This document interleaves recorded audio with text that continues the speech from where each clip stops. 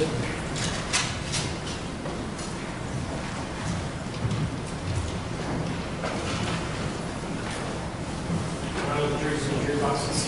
Thank you, everyone, for being seated. The now on the cross-examination is Mr. Clear by Mr. Bowden. Thank you, Dr. Please. Good afternoon, Mr. Pitter. Hi, You said you're no longer with Gawker, is that right? that's correct. And you said you're doing consulting now? I am. Are you doing consulting work for Gawker? No. When you left, did you get a severance package? I had an exit agreement, yes. How much did you get paid? I'm no longer on salary or payroll. But as part of your exit agreement, how much were you paid? I was left on payroll through February 15th. And how much did that total after the date that you left? I'm not sure. I'd left roughly mid-December, so that would be January, February, roughly 3 months. And how much were you making per month? My annual salary was $325,000 a year. Did you come down here voluntarily to testify? Yes, I mean, I've been involved in the case. I was deposed many times. Gawker requested I come down here, and I came down here. Did they pay to fly you down? I paid, but I'm expecting them to pay me back, yes. Same for the hotel? Yes. How long have you been here? I got here Friday. I plan to leave tonight. All right, I want to go back and look at some of the things that you looked at with Mr. Berry. Let's start with D-138.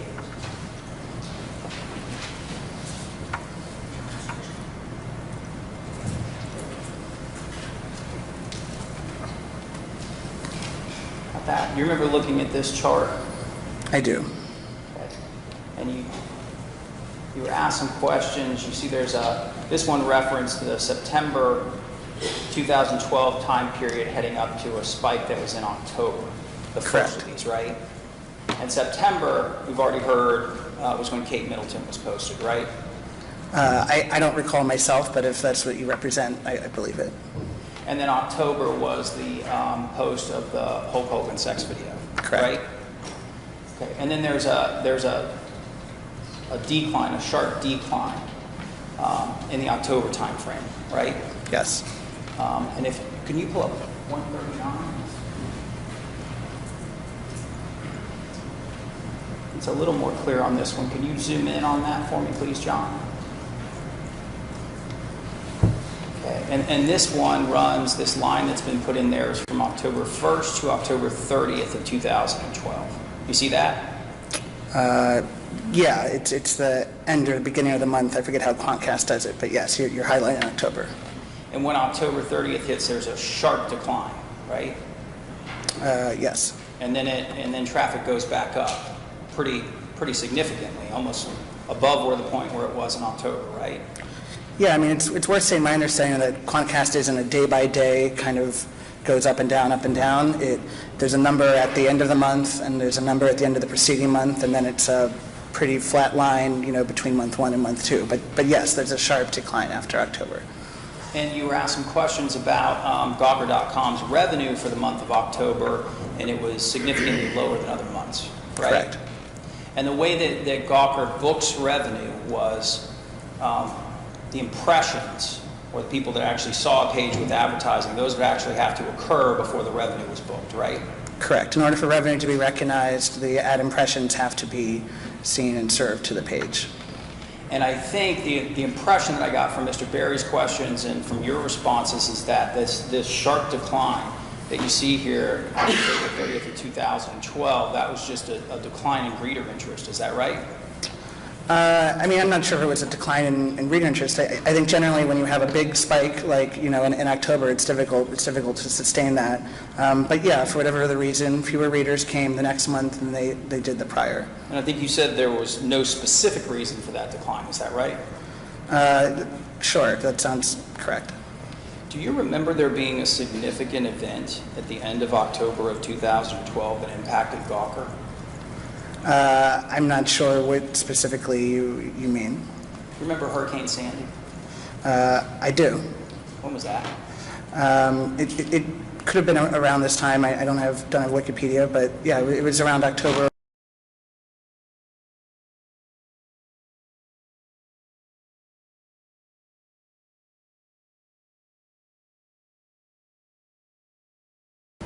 as a result of the flooding from that storm, your servers went down, didn't they? Correct, they were down for some extended period of time. The data center's basement was flooded and it lost power. And that period of time would coincide with this sharp decline that we've been talking about on this chart, wouldn't it? Yeah, Hurricane Sandy happened around the time as that sharp decline. So Correct. this sharp decline didn't really have anything to do with readership interest, and there was a specific reason for this sharp decline, wasn't there? Well, I mean, it's true that the site's being down for a number of days is a big deal. I wouldn't deny that. The sites were back up on a temporary solution and back publishing some days after Sandy happened. So I'm not sure that it explains the decline in total, but I think it's fair to say, it's certainly a factor. Can you pull up D566?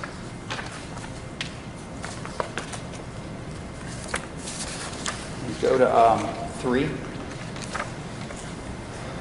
You zoom in on that top part. The actual chart down there by the right-hand side. Right there. Go up, above that. There you go. See that abrupt drop-off right there? Yes. What's that? So that's probably when the site was down by Sandy. I don't know quite how many days that represents, and I don't know if the kind of backup sites that came up before the normal sites were restored had Google Analytics tracking, but that's a complete flat line. It looks like the site's being down entirely. It's a flat line, right? And during that time period, you're not booking revenue, are you? Because nobody's looking at the site. Correct. Can you pull up 211, please?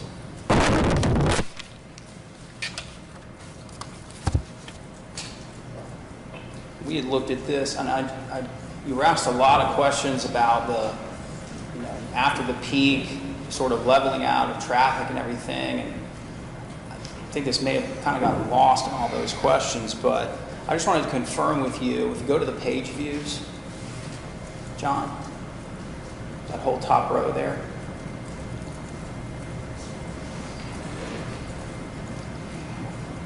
There were 8.6 million page views of the page where this video was located, right? That's correct.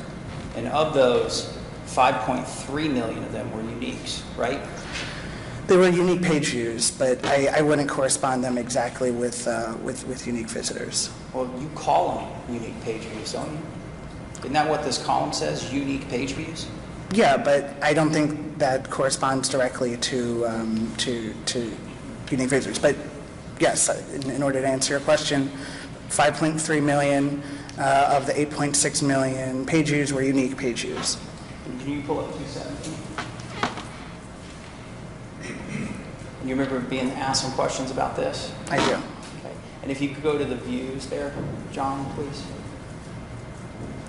And I think you looked at the views on the top section of this where it said total. There were 2.5 million roughly views. Okay. You see that? Yes. So 2.5 million people viewed this video on Gawker's website, correct?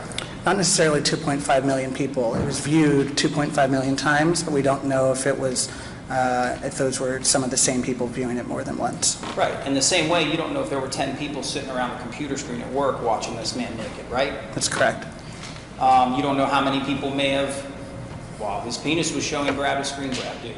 No, I do not. You also don't know how many times this was viewed when people took it off your website and put it up on other websites, right? Correct.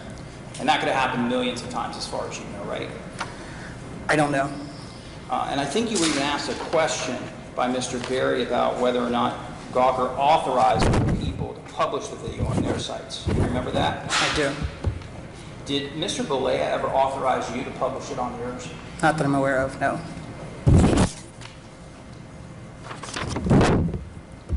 Can you pull up P61?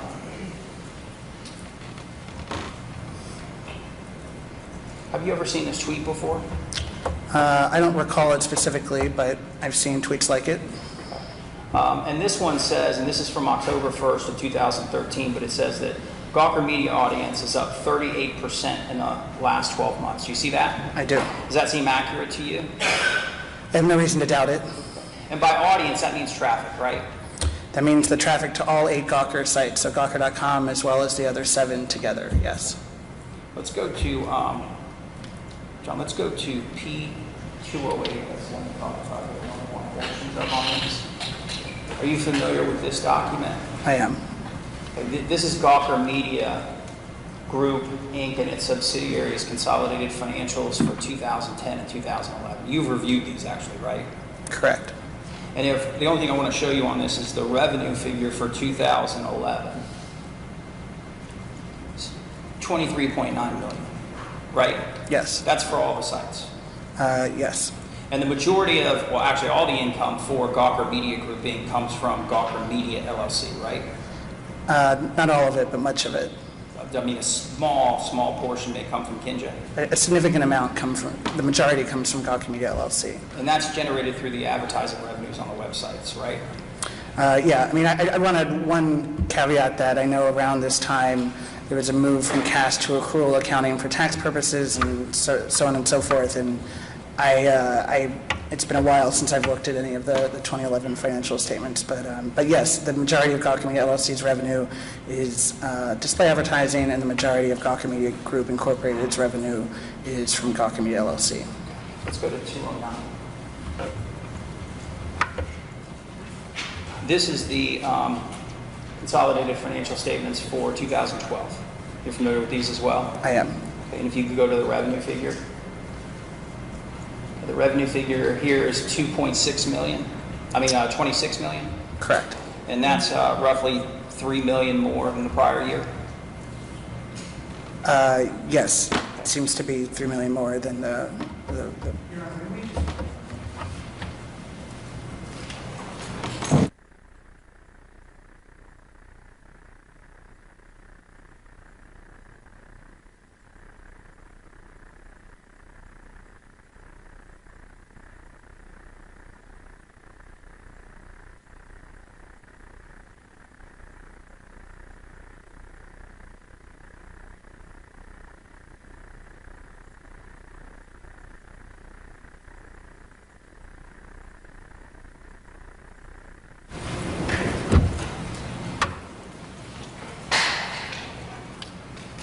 So we just looked at 2012, and that's roughly 26 million.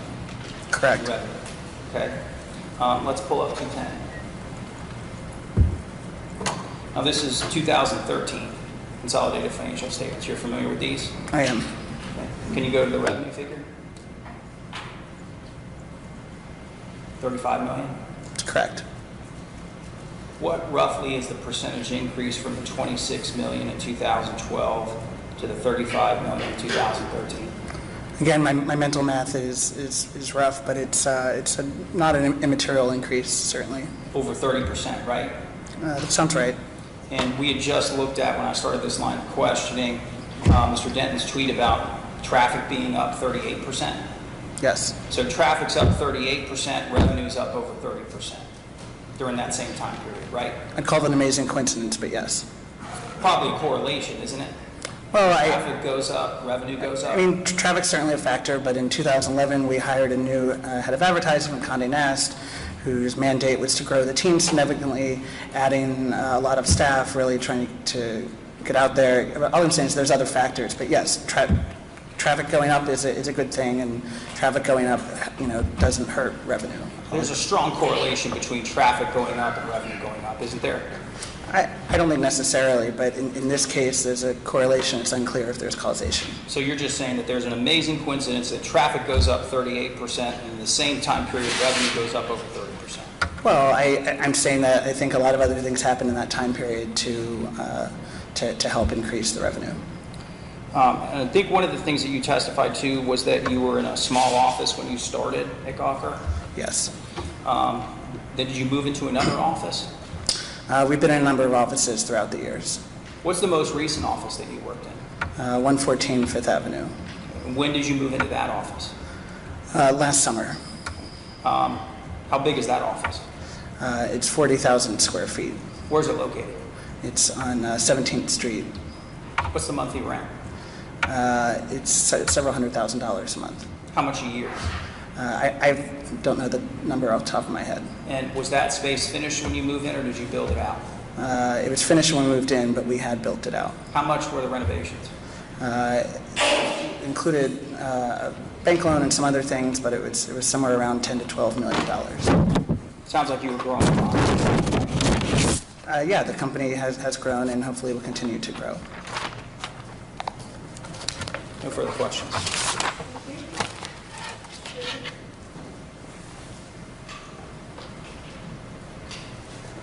Mr. Carter, I want to just ask you about three things to kind of put it in perspective. The first thing I want to ask you about is the last thing, well, one of the last things that Mr. Vogt showed you. I'm going to put up a slightly different document here. Tim, can you pull up Plaintiff's Exhibit 362?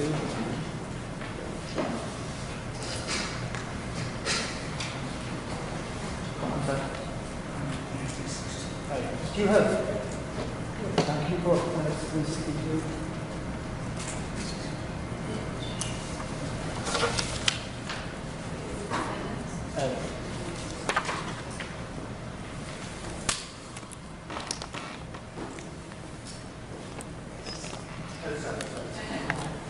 Operator, defendant's 362. My bad. All right, so if you could, Tim, just focus on the top two lines. And if you could just show the top two lines of this chart. Mr. Gitter, the document that Mr. Vogt was showing, the series of documents with revenues, that came from something called Gawker Media Group, Inc., right? Correct. And Gawker Media Group, Inc. is the umbrella company that owns Gawker Media and another company, right? That's correct. The revenue numbers that you were looking at was for the entire corporate structure of Gawker Media Group, correct? Correct. In this case, the defendant is Gawker Media LLC, right? Correct. And the numbers that we've been talking about, the company we've been talking about as Gawker Media, is different than the Gawker Media Group, right? Correct. Now, what document are we looking at now? This is an income statement for Gawker Media LLC from January 2010 through February of 2014. So this document is just dealing with the Gawker Media company that is the defendant in this action, right? Correct. And that's the company that publishes Gawker.com, Jezebel, Lifehacker, all these that we've been talking about? That's correct. What is an income statement? An income statement looks at the money coming in or the revenue and the money going out or the expense over a given time period and shows you what the profit or loss is. And just looking at the top two lines here, it says ordinary income, expense, income, and then has two lines. What do those two lines show? So the first line is the direct display advertising revenue stream that we've talked about a bit, and so that's banner ads appearing on pages, and that, as you can see, makes up the great majority of the revenue. And then other revenue are kind of other efforts like business development and things like that. Okay, so looking at the years that Mr. Vogt was talking about was 2011, 2012, 2013. In 2011, what was the advertising revenue for Gawker Media? $21.3 million. And this other revenue was $1.6 million? Correct. In 2012, what was the advertising revenue for Gawker Media? A little over $22.8 million. So earlier, when we were talking about 90% of the revenue for Gawker Media coming from display advertising, that is the number you're talking about? Correct. Underneath there, it has another number for other revenue. What was that? $2.7 million. And what was that revenue derived from? That was business development, but that was around the time we began our what we call commerce efforts. And what were those? So commerce efforts are we get paid a small portion when people buy a product through Amazon that comes from our site. So if you read a review of a phone or maybe a computer on Gizmodo or Lifehacker and you click through to buy it, we'll get a small percentage. And that's been the fastest growing revenue line over the past several years. So when you look then at 2013, there's also two lines there. What was the advertising line that year? $25.9 million. And so that's roughly 10 to 15% growth year on year? Yeah, something like that. It's a nice increase, but nothing crazy. And then underneath that, it has other revenue. What's other revenue? $7.1 million. And again, this is that commerce program? Yeah, this is that commerce program that generally works with the tech sites and has grown extremely quickly over the past few years. And that's different than advertising, right? Correct. So the first line is basically selling boxes on the page that ads can go into. So sometimes the boxes are rectangles, sometimes it's square, and other revenue is not advertising revenue that's totally different. And then thinking about the Hulk Hogan post, did you derive any commerce revenue from the Hogan post? No. Does that commerce number, this growth between that, have anything to do with increased traffic? No, it's really more about monetizing traffic we already have in a different way. And this was a program that you were expanding at that time, separate and apart from display advertising? Correct. So the revenue growth there had nothing to do with the Hogan post, right? Yes. Second thing that I want to show you is the demonstrative that we put up that showed the traffic trends over time on Comcast. The blue chart with the numbers. Mr. Vogt pointed out that there was that drop in November, right? Yes. And then it went back up in December. What was the number in April 2013? 12.7 million. And that was less than where it was in October? Correct. So returning back to the series of questions I asked you earlier this afternoon about whether there was a sustained increase in traffic from the Hogan Post, having now talked about Superstorm Sandy, the servers going out, does your answer change at all? No. What is your conclusion still? Still that even if a portion of the decrease from November was, the servers being down for 3 or 4 days, it's still a significant decrease, and I still believe that the majority of those readers never came back. I think they especially never came back if they tried to go to the site a few days later and it just didn't work entirely. So, Tim, can you do one final thing? If you could pull up 364 and 365, which are the two monthly numbers.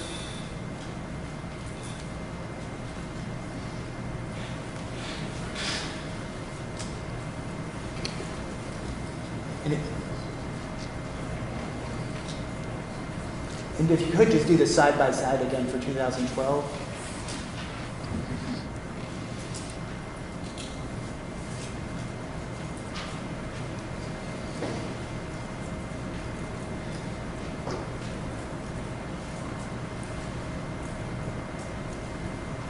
Looking again at these numbers, on the left is Gawker Media, all 8 sites revenue as a whole, right? Correct. And on the right is Gawker.com revenue, right? Correct. Before you noted there was an aberration in October 2012, right? On Gawker.com, yes. That had nothing to do with Superstorm Sandy, right? No. Because the revenue for Superstorm Sandy would have been shown in November 2012. Yeah, again, I don't recall the specific dates of Superstorm Sandy, but generally if you can't deliver advertising for any reason, especially if the site's down for a few days, you can just deliver it a few days later and still receive the revenue. And so this discussion about Superstorm Sandy, does that change any of your testimony about the overall trend of the percentage of revenue that Gawker Media derives from Gawker.com? No. What is that percentage? Somewhere like 10%. Thank you. Thank you. If any of our jurors have any questions for Mr. Taylor. Thank you.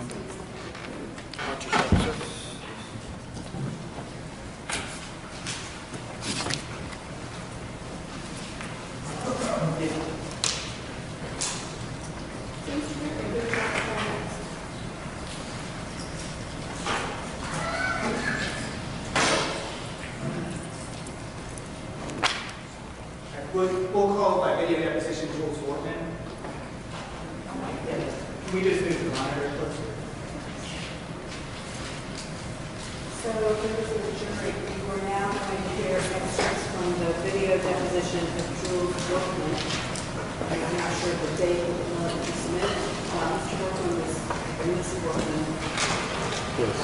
Mrs. Wortman was sworn at tonight's deposition. Please consider this video deposition as you would other evidence coming before you for this trial.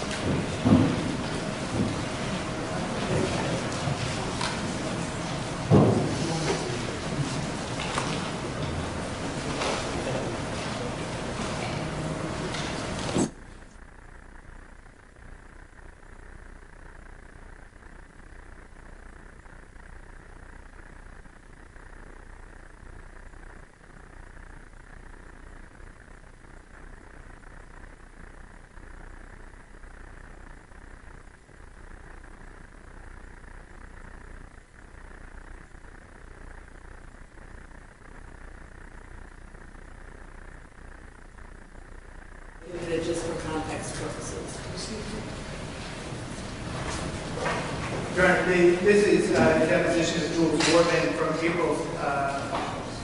April 7, 2015. Thank you.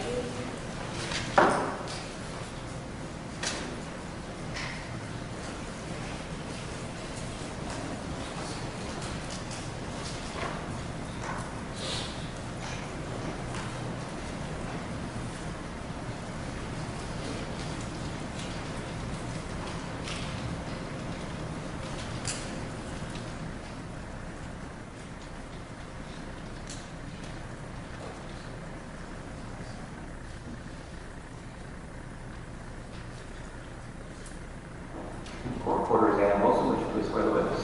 Would you like to mark the evidence for you? Do you solemnly swear or affirm this to make like deposition from the truth, the husband, and nothing but the truth? Yes, ma'am. And I understand that you work in public relations, right? I do work in public relations and marketing. How long have you worked in public relations and marketing? This will be my 25th year. Prior to starting your firm in 1998, what other kind of public relations jobs did you have? I've worked at independent PR firms, and I've mostly been a senior executive at international record labels, from Atlantic Records, MCA Universal, Warner Brothers. If you don't mind me asking, over the years, who are some of the people that you've done PR work for?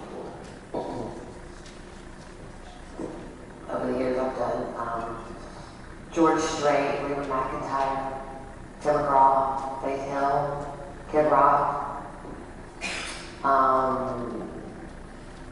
Vince Gill, Christian Music Awards, Country Music Awards, Big and Rich, Blake Shelton, Al Gore, Joe Lieberman, a lot of people. Have you ever worked for a company called TNA?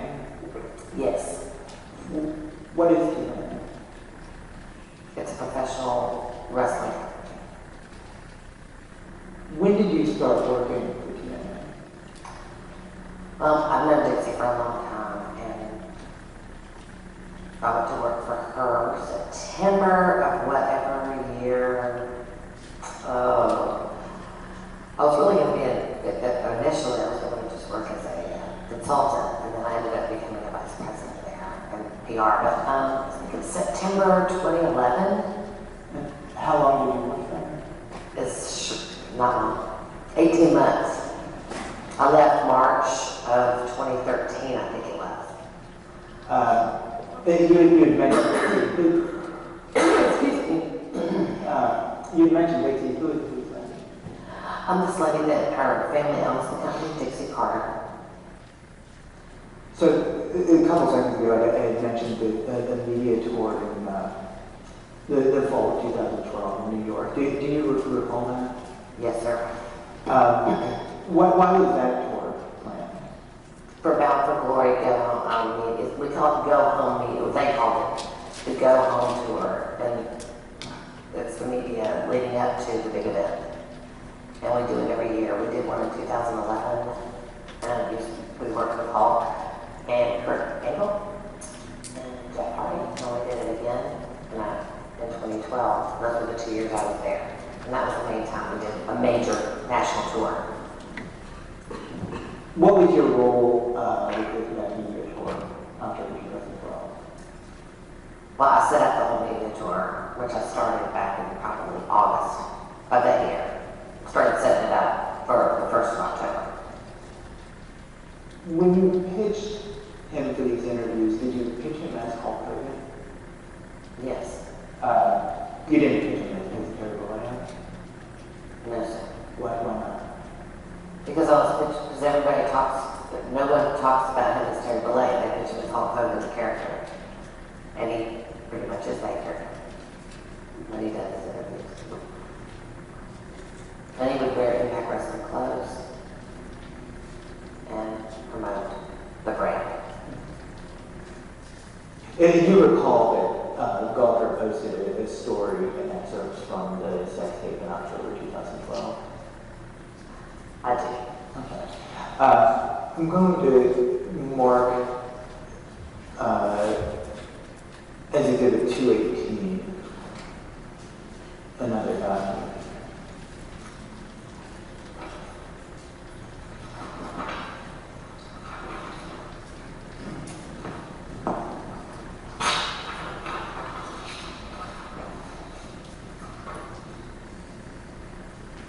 Got it. Do you recognize this document? I do remember this. This was the day after yeah. What is this? I guess Chris saw the sex tape on Gawker and sent it to the executive team at the label. At TNA. TNA, sorry. Okay, and just for the record purposes, this is an email that was sent by Chris Thomas on October 4th at 3:09 p.m., right? Yes, sir. Yes, sir. Okay, and you recall receiving this email? Yes, I do. And the email was sent to Dixie Carter, who we talked about earlier, and it was sent to you. It also says it was sent to Andy Barton. Who is that? He was like the, I can't remember what his title was, but it was like him. They were the Dixie, Andy, and Dean were the three. They ran the company. One of them was the CFO, COO, or whatever, Chief Operating Officer. And he was like Executive Vice President or something. I can't remember the titles. And when you mentioned Dean before, that's the Dean Broadhead that this email was also sent to. Was this how you first learned that the excerpt was taken and posted? Correct. Well, I think it is. I know, I don't remember. I remember about 3 o'clock the afternoon after I had sent our itinerary to Hall, because I sent it on Wednesday, the itinerary, and then I sent an updated one on Friday, because I had Alice again, because I didn't want to be the only person after this. But I can't remember if it was from Chris or it showed up in my control. Okay. But right honest on. with you, but it was around that time. It was mid-afternoon, I remember that. Well, Mark, another document here is Exhibit 220.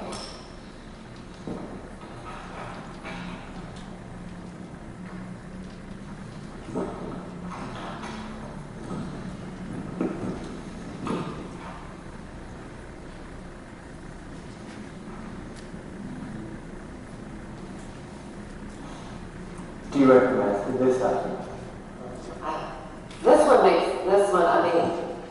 It started now that there's more coming out, like with the responses, it's starting to make a little more sense because of how I wanted to handle it.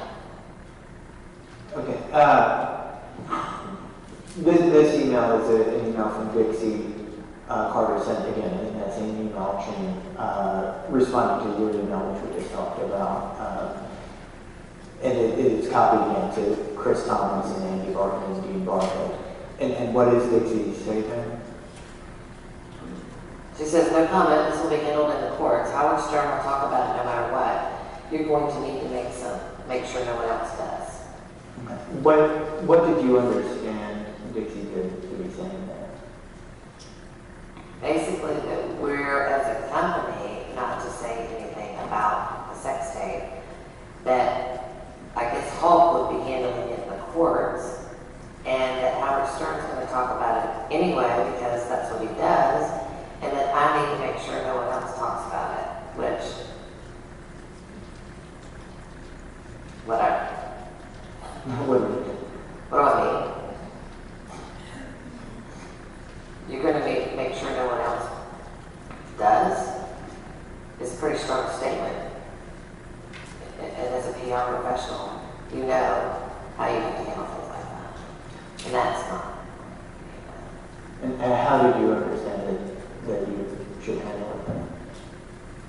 Do I know how to handle it? No, sorry, back at that time.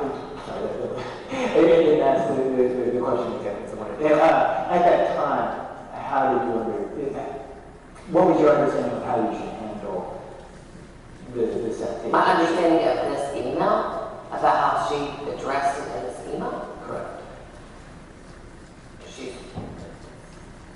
it appears that she's wanting me to make sure that no one talks about it in the media, whether it's Hulk or the media asking the question. That's what it appears to me. And what did you think at that point that you should do? It sounded like you may have thought this was a little unrealistic. Well, again, this all broke. This was in a 15-minute period of when Chris sent this. So I was probably assimilating at that point what the situation should be. But me doing PR as long as I've done it, and knowing how you address live television shows and whatever, is you don't go make demands, because that's when you get involved for no reason to fuel a fire. You prepare your client to say the proper thing, and then you don't try to negotiate with a TV show or media because you handle it properly, you don't have to. So by the point that you got to New York on October 8th, how did you think it ought to be handled? I thought it ought to be handled, personally, me, was to have Hulk be prepared to, I had a statement for Hulk. It's obvious that this was out there, there's no secret. And I had a statement prepared for him that was handwritten on a folder, because I thought about it over the weekend, whatever. But what I would do is I would take, anytime we did a tour, I would have the housekeeping or whomever at the front desk would take Hulk t-shirts, a pair of scissors to cut up his shirts, because I like to cut them up. So I would have his shirts hanging in the closet, that and a folder with the talking points on the tour, which would be talking about Bound for Glory, and the itinerary would be in a folder. On this particular time, I wrote down, this is what you should say, handwritten on this folder, and that's what I did.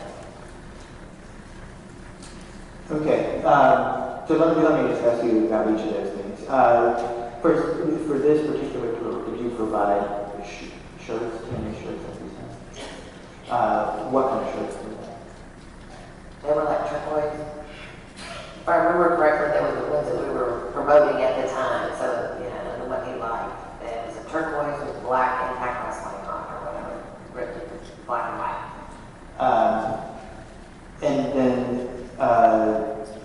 the idea was that he would wear those shirts for the media appearances. Which he did. Then you had talking points that were prepared and put into a folder. What were those talking points? They would say anything from, this is so-and-so is defending the title for our 10th annual Bound for Glory pay-per-view. This is their third time defending the champion, the belt.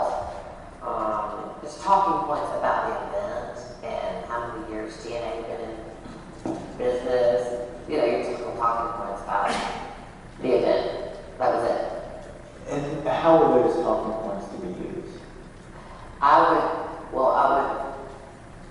They would be used for him to remember what to say. They were just more like cue cards. And then when you're prepping the producers of the shows, you pretty much are giving them the same information regarding the TV. Bound for Glory is this, it's airing at this time, it's on pay-per-view. Make sure you at least get these 3 points in. So it kind of going back to our discussion about pitching Hulk Hogan for his media tour, the idea was that both the host of the show and Hulk Hogan would know what was being promoted for the conversation they had. Correct. And then you mentioned these handwritten notes on the folder. Those notes related to the sex tape issue? Yes. And what did you write on those notes? What I said for him when it would come up, I said, you cannot, he wanted to make sure that no one would ask him anything. And I'm like, I can't. As a professional in doing this, I can't do that. This is live television, this is news, this is whatever. I said, but you can answer it this way. You don't have to answer it in anything that you feel comfortable. So I discussed that with him. What I wrote down was,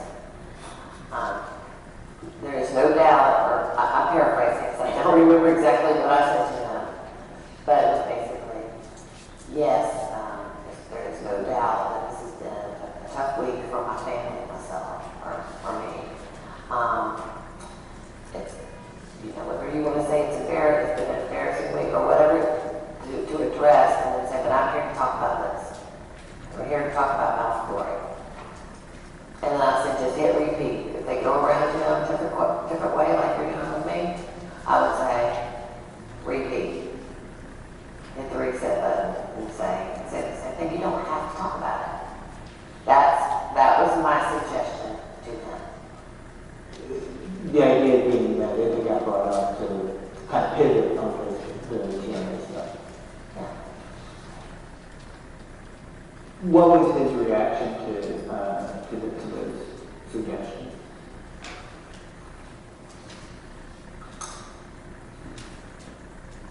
He called me in the hotel room. He got there that night, and I'd gotten there earlier in the day on that Sunday as we started the tour. He just wanted to make sure that I had dealt with it with the producers. And I said, I'm not dealing with the producers. This is how. And he said, well, my other offices would have had it negotiated. And I bought my car. I said, this is what you need to do. That was it. That was all. Did he follow your advice about handling the sensitive issue? He could have tried to. I don't know if he did or not. Do you recall when he did?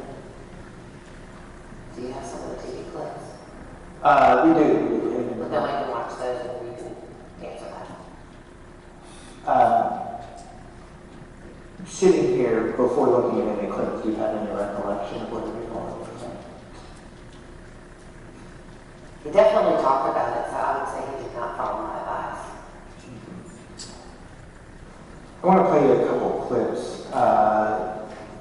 from the House during broadcast on October 9, 2012. And it gets like that other one from TMZ. This was played earlier in another deposition. And so it's marked already as Exhibit 94. And what we'll do, Stern and some of these, were on for some time. So we'll just play some clips. Yeah, and this is a clip that runs from And I don't remember exactly what I was saying. Yeah. And you're not allowed in the studio. You're not allowed in the conversation. So, but Hulk was obviously in there. Right, I was in the green room with porn stars. Anyway. So this clip runs from roughly 11 minutes and 4 seconds into the broadcast through 12 minutes and 39 seconds. So they're about a minute and a half clip. It's just the audio. Yeah, I'm not trying to be really Thomas ass, but you say something and I'm probably going to live to regret. And this thing is totally upended my world, but the situation I was in, I didn't want to be overly aggressive because it was my friend's girl trying to say, yeah, yes, things could have been to a whole other level.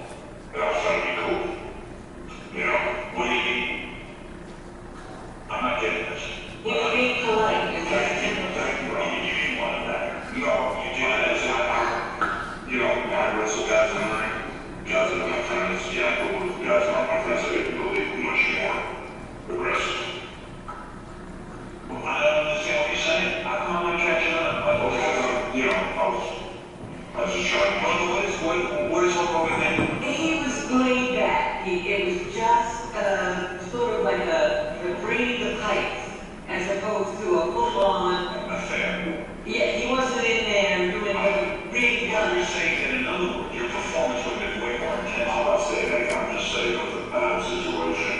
Oh, I get what you're saying. You were saying things like a kid who, really into it. At a certain point, but. What was your reaction? I don't remember. I couldn't understand what he said. Did he say when I bagged a certain check in the bed room? Yeah, we can play it again. That's what Howard said. I couldn't hear it. Do you think at that point it was home? Was he trying to deflect the discussion of the sensitivity at that point? I can't answer that. Do you recall your reaction to the Howard Stern interview at the time? My reaction is it is what it is. Do you recall during the media tour that Hulk did an interview with TMZ? I know it happened, but I didn't know it was happening until people were calling me, telling me he was on the show. I did not say that. Do you know who did? I have no idea. So you learned about it after the fact? I learned about it while it was happening. Because people started calling me. Who did you learn from? I don't remember. I think Chris actually in my office might have been one of them. Calling me. What do you never saw the interview itself? No. What do you recall hearing about the interview? The only thing I heard was that Hulk called in and was talking live on the air to Harvey and one of the other guys. And I think that's all I remember. I don't remember. Someone said Hulk just called into TMZ Live. I remember that, and then I was like, well, I didn't set that up, and I don't know why he would be doing that. Was that interview consistent with your objectives for the media tour? Well, it wasn't on my media tour. So what Exhibit 222 is a video of the Sway in the Morning interview from October 10th, 2012. That day he didn't have on. He didn't have on Impact Wrestling t-shirt there. No, that's what I was going to ask you about. But It's the same color, but it's not the Impact Wrestling shirt. right. So he had it on the day before, for sure. Okay. I just noticed that. Okay. But on this particular interview, he's not wearing a No, t-shirt. it's not. Nobody cares about what was needed up or young. They care about what now. Okay, so that's where we're at, bro. Well, you know what I'm doing? I'm gonna come back. I got something. I'm not gonna say, you know what I said? We're not gonna play any songs. Did you say this is your show? Let me just finish the stuff. No, I'll give you all. Thank you. So anyway, so where we're at now is, at the end of the day, I did this. I wasn't on drugs. I made a choice. But what was me story is, on a personal level, dude, my life was already screwed with my situation. I was at an all-time low.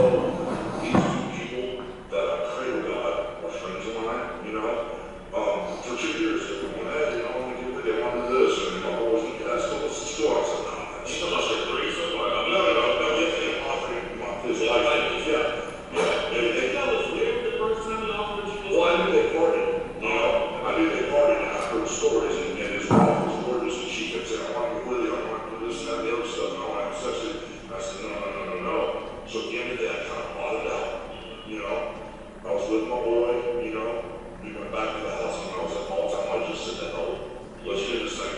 And now, I've defended it, I fought him, even with his old boss, Howard Stern, I fought him yesterday, I don't believe you do this, Howard said you don't do it. Last night, I didn't sleep because I got some information last night that said that he was the one who set the camera up and he did this to me. And even the person who said that to me, Harvey, TMZ, I don't believe it. I see that no one would believe it. And, you know, because he did that to me because they're friends. Well, let me ask you, was this consistent with the advice that you had given? Yes, sir, but not.